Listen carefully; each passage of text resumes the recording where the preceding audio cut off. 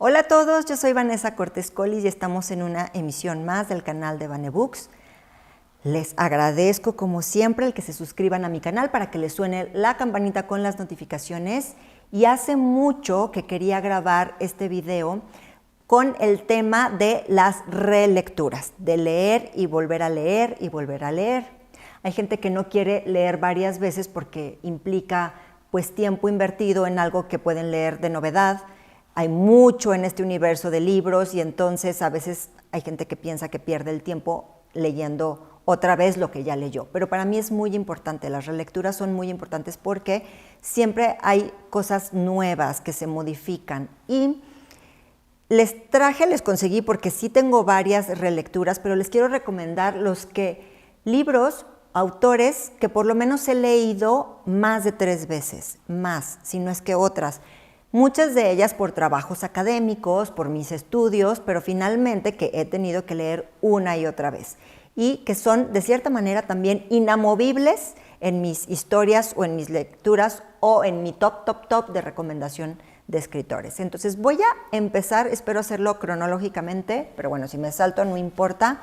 Pero les traje la primera edición que tengo de Fausto. Este libro de Goethe, este autor alemán, que es un clásico de la literatura universal. Y miren, les traje estos viejitos para que vean que tengo muchas anotaciones, si es que se ve, y luego pongo ahí papelitos también de cosas que utilizo que refieren a que voy a ellos una y otra vez. Pero esta historia de Fausto, de Goethe, la he tenido que leer varias veces porque incluso me acuerdo que leí un artículo que tenía que ver con la economía, así, economía de números, de desarrollo económico y social de las naciones, y hacían referencia a Goethe. Entonces, lo he leído en términos del mito, de la relación de Mefistófeles y obviamente lo que presenta aquí el mito fundamental de la juventud, la eterna juventud, del amor eterno con Margarita, etcétera, o sea, la parte mitológica. Lo he tenido que leer en drama, porque así está escrito, como en la clase de dramaturgia. Lo he tenido que leer con este concepto de la economía, que me llamó muchísimo la atención, y yo creo que algunas 4 veces lo he tenido que leer. Seguramente tengo más ediciones más bonitas que la de Porrúa o sepan cuántos, pero finalmente esta fue mi primera elección, no sé, que llevé quizá en la prepa o en la universidad, ya no lo recuerdo, pero que es un libro al que yo refiero muchísimo. Fausto de Goethe es inamovible, 1, 2, 3, quién sabe qué lugar le daremos, pero por ahí está. Ahora, también tengo Pedro Páramo. Pedro Páramo, inamovible. Este año se cumplen 70 años de la publicación de Pedro Páramo. Yo sé que Juan Rulfo solamente tiene 2, 3 historias, El Llano en Llamas, llena de cuentos, tengo mis favoritos por ahí, pero Pedro Páramo para mí es el libro que cualquier buen mexicano tendría que leer. Les tengo aquí una edición más bonita, que es la reciente, que publica por el 70 aniversario. Voy a dar un curso de Pedro Páramo paso a paso. Esta es mi primera versión, creo que está ya hasta también rotita. Toda tiene colores, señalamientos, etcétera, que a lo mejor no les alcanzo a mostrar muy bien por mi brazo en pausa. Pero Pedro Páramo yo lo quiero mucho. Hay un video que les voy a poner aquí, donde Juan Rulfo dice, Pedro Páramo, por lo menos, para que lo entiendan, lo tenemos que leer unas 3 veces. En realidad considero que es una novela difícil, ¿sí? Una novela difícil, pero que fue hecha con esa intención. De que se leyera, se necesitaba 3 veces leerla para entenderla. Entonces yo creo que las he leído unas 6 veces, siempre hay algo nuevo, siempre descubro otras cosas. Hay muchos libros de estudio que hacen referencia a Pedro Páramo y no sé si lo tomen como presunción o no, pero yo fui a dar una conferencia en el año 2017 al Instituto Cervantes de Tel Aviv, invitados por ese instituto, y la Cátedra Rosario Castellanos de la Universidad de Jerusalén, a dar una plática sobre Pedro Páramo debido al centenario de Juan Rulfo.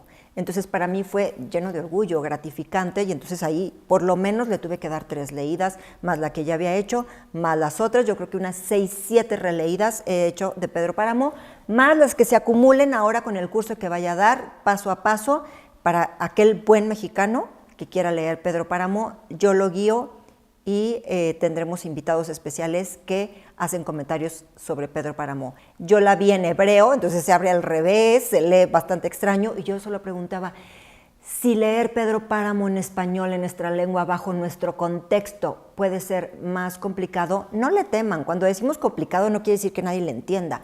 Lo que quiere decir es más bien que necesita que le pongamos atención. Pero leer Pedro Páramo o ver el libro de Pedro Páramo en hebreo, por ejemplo, yo dije, qué locura. O sea, sí le entenderán que los muertos nos hablan, que los muertos son los personajes y que no nos damos cuenta más o menos a la mitad de la historia. Ya les pasé un tip. Entonces, Pedro Páramo, 6, 7 veces.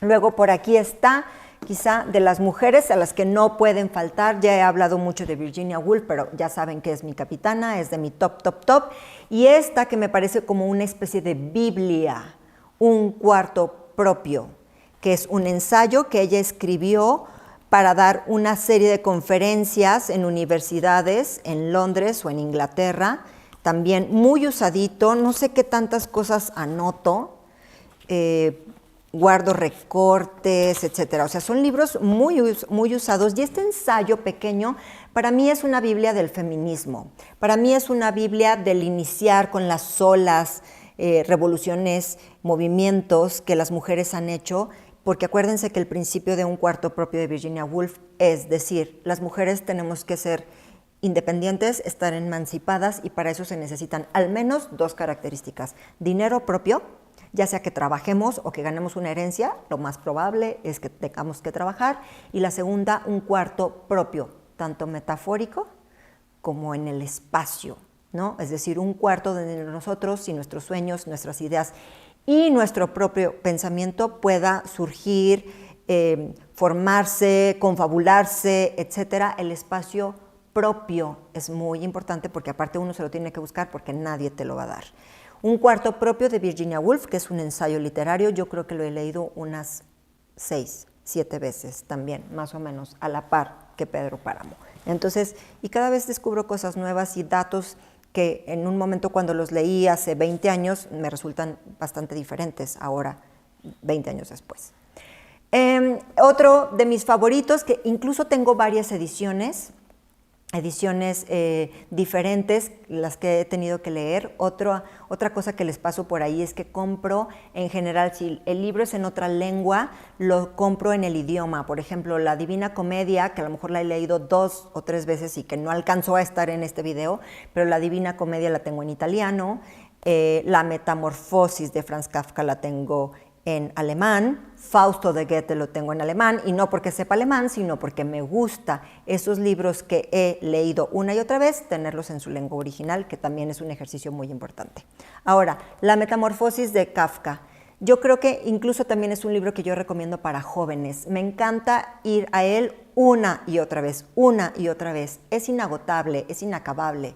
Se puede interpretar de 1000 maneras. Y el último libro que sacó Jorge Volpi de su ensayo sobre la historia de las ficciones, los personajes, uno de ellos es Franz, y su compañera de vida, o con la que compartió varios momentos, relatan, son el eje para seguir la historia de las ficciones, y es volver a Franz Kafka.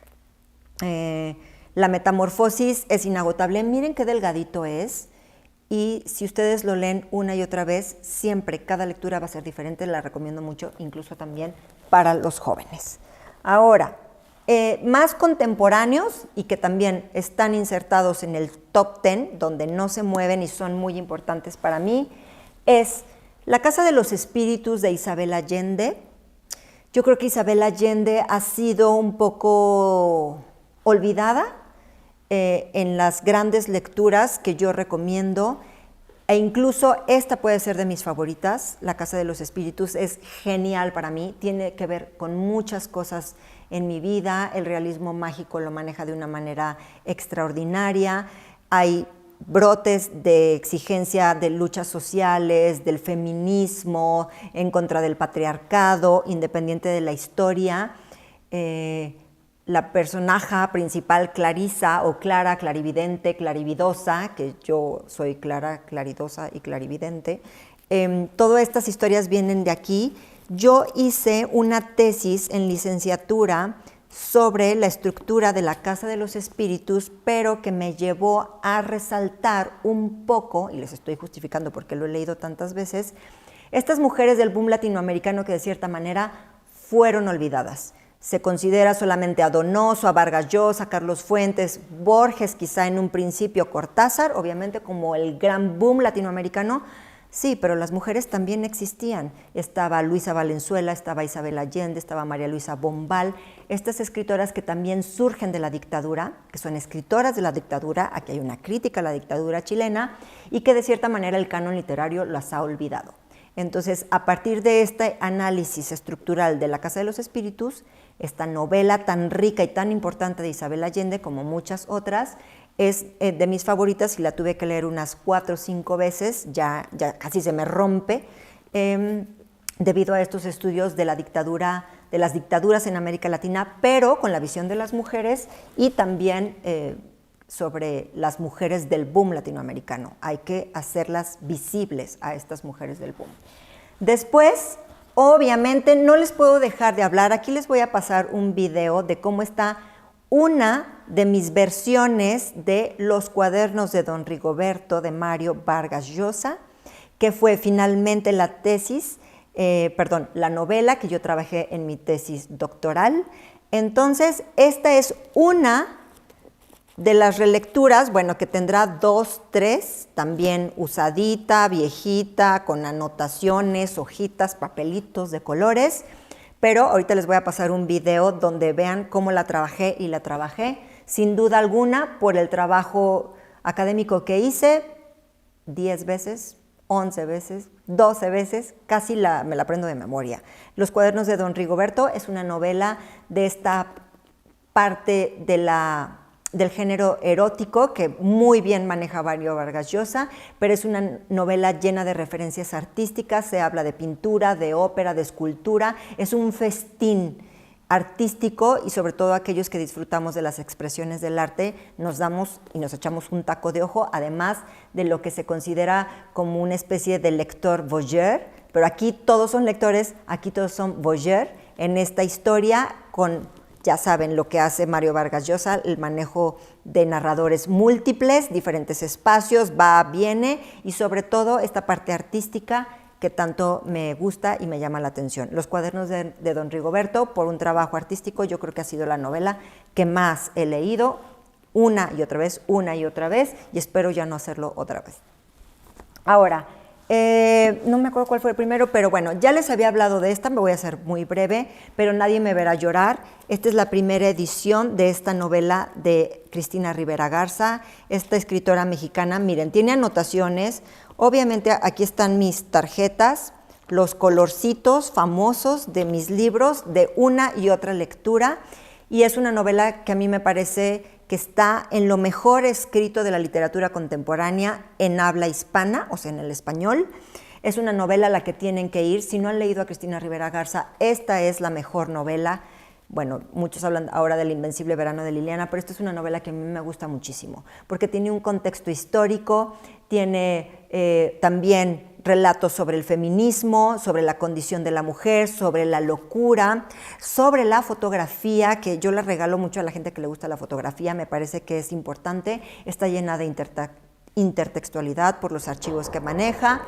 Entonces, es una novela importante, es una novela multipremiada, es una novela muy traducida, no la deben de dejar pasar. Nadie me verá llorar, ya he hablado con ella en otros videos, y Cristina Rivera Garza es el boom actualmente, es nuestra mejor representante de la literatura mexicana, y este es lo que no pueden olvidar de ella. Y ya para terminar, otro inamovible, top, José Saramago, My Love, lo amo, y pensé, ya saben, pensé que al principio me iba a sobreencantar el Evangelio según Jesucristo, estas novelas sobre el mito de la caverna de Platón, que es espectacular, pero la verdad es que Caín creo que la he leído unas 3, 4 veces, porque, les voy a decir por qué, porque el nivel de ironía que maneja José Saramago me fascina. Es el autor que quizá más me haga reír de nervios. Es eso que lo estás leyendo y luego dices, Saramago, aquí como que medio te metiste con Dios y quién sabe cómo vaya a reaccionar Dios si nos mande un rayo, si nos mande un incendio, un terremoto o qué. Cuando uno lo está leyendo, me parece disruptiva. Acuérdense que José Saramago también incluye estas historias narradas, contadas sin puntos, sin puntuación, sin signos de interrogación, sin signos de admiración, y uno lo lee perfectamente, es un maestro de la narración. Y digamos que en esta historia de Caín, otra vez, porque ya lo ha hecho varias veces en sus historias, otra vez decodifica, irrumpe, deconstruye el relato mítico, el relato tradicional, el relato que siempre escuchamos cuando íbamos a la escuela o en la casa o en las familias.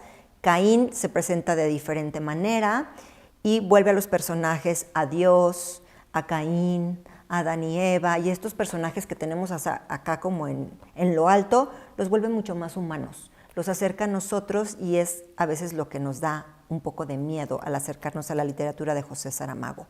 El otro favorito, que yo creo que no alcanzaba las 3 relecturas, pero sí 2, Intermitencias de la muerte, que yo creo que es de lo mejor que tiene José Saramago, y es que nada más imagínense lo que implicaría no morir. Y entonces José Saramago se da la tarea de escribir una historia donde los personajes deciden, el gobierno decide que ya nadie se va a morir, pero todos se van a quedar como están. No crean que todos van a tener la vida eterna ni la juventud, mucho menos. El que está enfermo se va a quedar enfermo, el que se va a morir ya se va a quedar así para siempre, agonizando.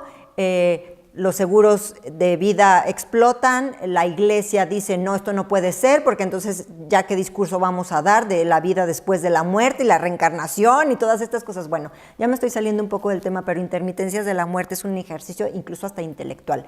Lo que más me gusta de José Saramago es su nivel de ironía, esa ironía que me hace reír. Incluso hace mucho escuché que si hubiera una foto de varios lectores sobre José Saramago, todos estarían riendo al mismo tiempo que estaríamos de nervios, quizás sudando, sobre la lectura y la literatura de José Saramago. Bueno, acabé. Estas son las lecturas a las que he vuelto una y otra vez, son lo que más me gusta, lo que disfruto muchísimo, son mis autores que están ahí sin moverse, a los que recurro una y otra vez, quizá cuando los lea suban de peldaño y luego bajen y luego vuelvan a subir, pero son los que pocas veces se mueven y por lo tanto mis favoritos. Es decir, lo que yo sí les estoy recomendando es que aquel libro que algo les dejó en un principio, vuelvan a él una y otra vez, porque la relectura siempre los va a transformar. Yo soy Vanessa Cortés Collis y les agradezco un montón el que me hayan escuchado. Muchas gracias.